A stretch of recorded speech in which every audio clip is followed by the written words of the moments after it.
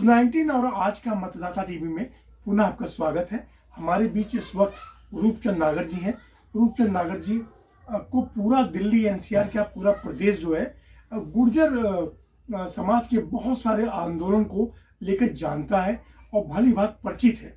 रूपचंद नागर जी एक वैद्य भी हैं और वैद्य होने के साथ साथ इन्होंने कम से कम कैंसर के सैकड़ों हजारों मरीजों का इन्होंने देख रेख किया है और उनके इलाज को ठीक किया है। लेकिन वर्तमान जिस प्रदेश में हम इनका एक साक्षात्कार ले रहे हैं, सर आपका स्वागत है। क्योंकि 22 तारीख को राम जन्मभूमि जो मंदिर है वो बन के तैयार हो चुका है और वहाँ पे 22 तारीख को प्राण प्रतिष्ठा होने वाली है। तो सवाल मेरा बस यही है आपसे कि बीजेपी से आपका बड़ा अच्छा रिश्ता रहा है, बड़ा मार्मिक रिश्ता रहा और वो भारत देश के राष्ट्रपति, पूर्व राष्ट्रपति रामनाथ कोविंद के साथ आपका एक ऐसा अंदरूनी रिश्ता रहा है कि वो आपके घर पे आते थे, आप उनके पास जाते थे, बड़ा पुराना रिश्ता रहा है। तो थोड़ा बताएंगे आप कि उनसे कैसा रिश्ता रहा आपका? मैं सबसे पहले श्रीवास्तव जी आपका अभिनंदन कर दूं, नई साल की शुभकामनाएं आपको दे दूं, आपके परिवार को दे दूं और आपके चैनल के माध्यम से पूरे देशवासियों को मैं नव वर्ष की शुभकामनाएं देता हूं, हार्दिक अभिनंदन करता हूं। और क्योंकि आपने राम मंदिर का जिक्र किया है, राम मंदिर 22 तारीख में प्राण प्रतिष्ठा हो रही है, भगवान राम आ रहे हैं, हम लोग सतयुग अशोक सिंघल के साथ भी रिश्ता रहा आपका? हम लोग सतयुग का दर्शन कर रहे हैं जी। और एक सपना साकार हो रहा है, क्योंकि अशोक सिंघल जी से मेरे, ये दिखाना भैया जरा बुक पकड़ाना, अशोक सिंघल जी से मेरे बहुत नजदीक संबंध दिखाई। हाँ, बहुत नजदीक से संबंध रहे हैं। जब गुर्जर आरक्षण आंदोलन चल रहा था तब मुझे जिम्मेदारी दी गई थी, तब भी अशोक सिंघल जी ने मुझे पूरा संबल दिया था, पूरा मेरे साथ में जो है उन्होंने आश्वासन दिया था। मैं हमेशा ऑब्लाइज करते रहते थे, तो मैं उन्हें गुरु के समान मानता हूँ।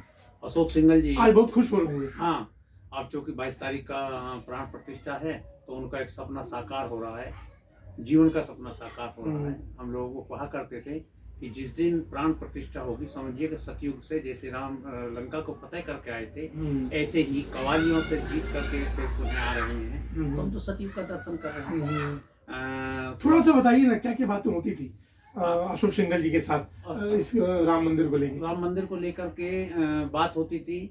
असल में जब बैठ करके चर्चा करते थे ना, अभी आपने थोड़ी सी बात कही बीजेपी से जी, आपका बीजेपी से नजदीक का रिश्ता रहा है। असल में एक बड़ा अपवाद है देश की संस्कृति की बात करना, हिंदू धर्म की बात करना, सनातन धर्म की बात करना, वैदिक धर्म की, वैदिक युग की बात करना, आयुर्वेद की बात करना, अपने सनातन की बात करना, एक बीजेपी से जोड़ देना है।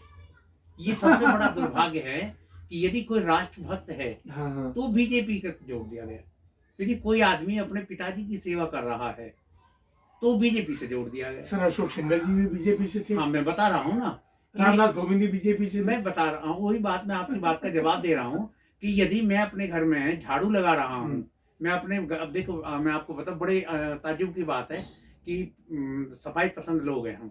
मेरी पत्नी यहाँ सुबह उठ करके 4 बजे और 4:30 बजे उठती हैं और फिर पूरे उसमें झाड़ू लगाती है, क्योंकि कॉलोनी में कोई अपने गेट पर झाड़ू नहीं लगाता। अब चूंकि स्वच्छता अभियान मोदी ने छोड़ दिए, तो इसलिए हमारी घरवाली को कहते हैं तो मोदी भक्त है, जबकि मोदी भक्त का स्वच्छता से क्या मतलब? क्या उससे पहले हम लोग नहाते नहीं थे? हम अपने कपड़ों की स्वच्छता नहीं करते थे?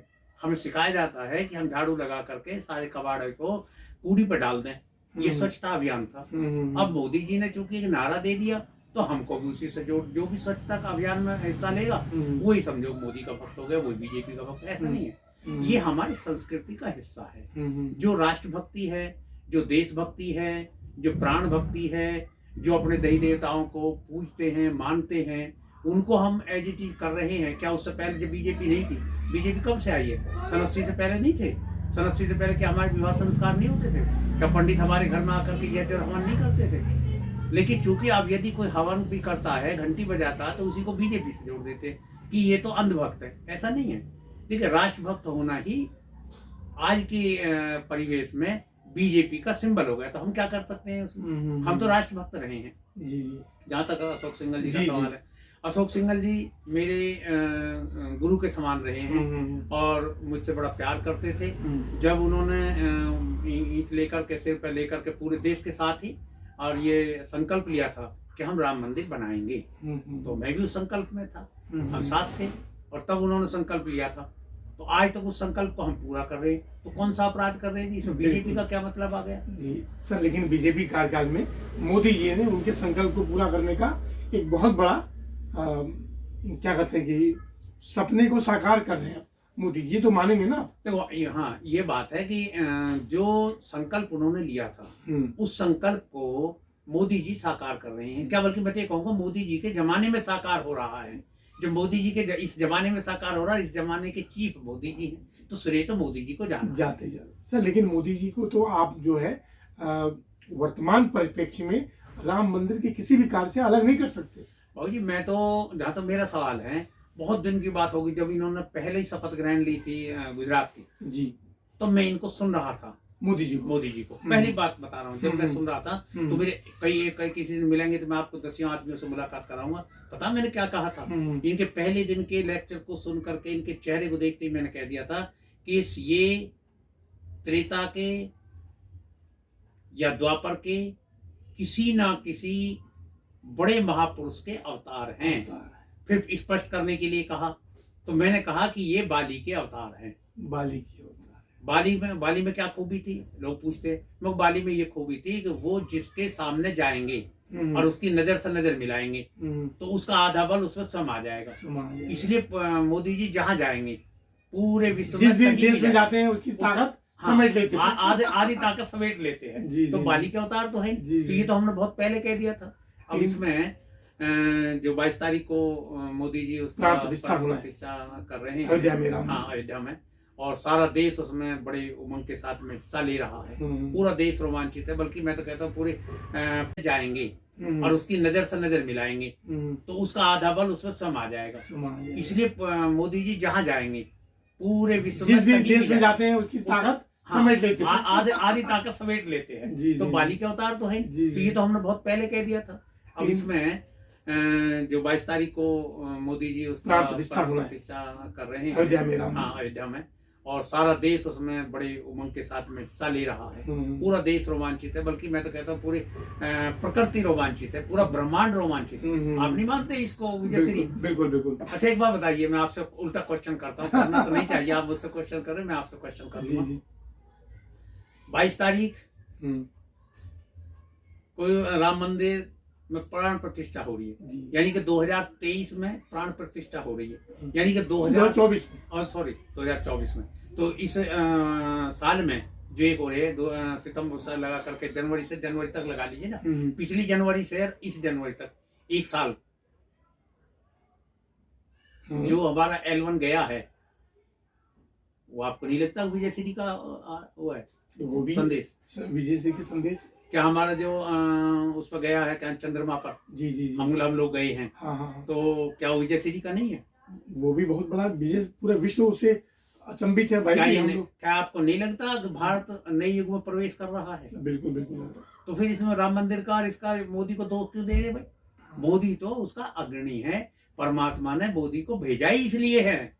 ये आपने बिल्कुल मान लिया है, और उस वक्त आप बोल रहे थे ये बाली का अवतार है, और जहां भी जाते हैं विजय श्री है उनकी। तो 2024 में भी मोदी जी, 2024 अभी कोई गुंजाइश है क्या? अच्छा, कोई गुंजाइश नहीं, अभी कोई गुंजाइश है ना? नहीं, मैं आपसे पूछ रहा हूँ। देखो अब जहां तक मेरा सवाल है, लोग जो देख रहे हैं आपके चैनल पर, तो ये नहीं कहेंगे कि मक्खनबाजी हो रही है? नहीं, वो तो कहेंगे सत्य बोला जा रहा है।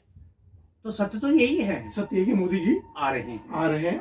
और अच्छा एक बात बताओ, मोदी जी आ कहाँ से रहे हैं? मोदी जी गए कहाँ थे? मोदी जी गए कहाँ से? कोई बात नहीं, अब सर मैं बात कर रहा हूँ, मोदी जी रहेंगे। बस सर एक दो बात और करेंगे, हाँ। क्योंकि समय का अभाव है। आपको आपने रामनाथ कोविंद जी की बात पूछी। जी, रामनाथ कोविंद के बारे में बताएं। मुझसे बता देता हूँ शॉर्ट में। कोविंद जी एक, वैसे तो योगी जी की सारी टीम ही महापुरुषों के किसी न किसी अवतार का जी, लेकिन रामनाथ कोविंद जी एक ऐसे सज्जन पुरुष हैं, क्योंकि मैंने उन्हें बहुत नजदीक से देखा है। जो सतयुग के अवतारों में से, जो सतयुग के राम के दरबार में जितने भी व्यक्तित्व हुआ करते थे, वो सब के सब मोदी के इर्द गिर्द है। उन्हीं में रामनाथ कोविंद भी है, क्योंकि रामनाथ कोविंद जी को मैं पिछले 30 वर्षों से जानता हूँ। जी। और इतने सज्जन, इतने सुशील। आपके घर भी आ चुके हैं? मेरे घर तो कई अनेक बार आए हैं। जी। और मेरी पत्नी से तो बहुत अच्छा मतलब आशीर्वाद देते हैं, मेरे बच्चों को बहुत बड़ा आशीर्वाद देते हैं। बल्कि मेरी छोटी बेटी जो तानिया, इसका तो उनको जन्मदिन तक याद रहता है। और यहाँ आकर हमने कभी उनके अंदर अहंकार, बनावट या ऊंचापन नहीं देखा। हमने आज भी आपका वही स्नेह हाँ मिलता रहता है। जब आप उनके कार्यालय जाते हैं? जिस दिन बने थे, ये बड़ी बात होती है। देखो, जब एक आदमी आपस में मेल मोहब्बत होता है, दोस्त होते हैं, तो इतनी बड़ी सीट पे जाने के बाद में आदमी भूल जाते हैं। जी। लेकिन याद है आपको? बताइए वो वाक्य क्या था? बताता हूँ। याद है आपको? श्री कृष्ण जी सुदामा को नहीं भूले थे। नहीं भूले थे। ऐसे ही कोविंद जी रूपचंद नागर को नहीं भूले। जिस दिन ये बने थे और वहां से खबर आई थी, आपको बताएं ताज्जुब की बात है, जब खबर आई थी उस समय मैं लखनऊ था। अच्छा। और साहब का फोन, उनका फोन गया सेक्रेटरी का, कि साहब आपसे मिलना चाहते हैं। तो मैंने कहा मैं तो लखनऊ आया हूँ, पहले कल का टाइम है, पूरे उसमें आपको आमंत्रित किया जाता है। जी। तो मैंने कहा जी चलो, मैं यहाँ से लौट करके आ रहा हूँ। और मैं तुरंत ही वापसी लखनऊ से आ गया। जैसे ही मतलब मैंने पूछा कि मैं चलो लौट करके आ रहा हूँ, तो उन्होंने कहा भाभी जी को जरूर साथ लाना है, अकेले नहीं आना है। मैंने कहा चलो जी। तो हम दोनों साथ गए थे और वहां जा करके मैं बहुत अभूतपूर्व स्वागत हुआ। अभूतपूर्व स्वागत हुआ। और मैं किन शब्दों में कहूँ, इस लायक तो हम नहीं थे, लेकिन उन्होंने अपने मतलब उसका परिचय दिया शराफत का। वो शरीफ आदमी है, बहुत सज्जन, नेक। और जो ऐसे युग में आदमी, इस युग में तो मैं मानता हूँ ऐसे युग में मिलते नहीं। सर बस अंतिम चीज, एक चीज और मुझे आपसे, जो 22 तारीख को जब होगा प्राण प्रतिष्ठा, तो उस दिन देशवासियों से क्या अपील करेंगे? पूजा अर्चना कैसे करें, किस उत्साह से, मतलब दीपावली की तरह उससे भी ज्यादा मनाएं? देखिए, आपने तो महाभारत देखी है जी, रामायण देखी है। जब भी कोई युद्ध जीतते थे या युद्ध में जाते थे, तो अपने पूर्वजों को याद करते थे और उसमें 100% सफलता मिलती। जी। तो ये जो सफलता मिली है ना 22 तारीख को, जिस दिन जो हमें देखने को मिल रहा है, वो हमारे समस्त पूर्वजों की कृपा से मिली है।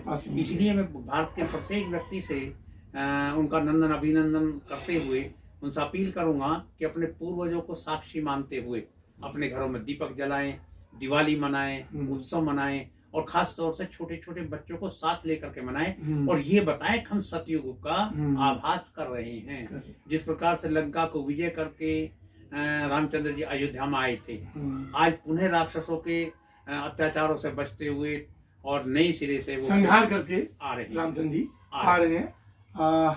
सब लोग उस दिन बहुत ही हर्षोल्लास के साथ मनाए। रूपचंद नागर जी, आपका बहुत बहुत धन्यवाद। रूपचंद नागर जी से हमारी जो यात्रा है, सतयुग का आनंद लें, सतयुग का आनंद लें। जो जानकारी वाली यात्रा है उस पर चर्चा जारी रहेगी।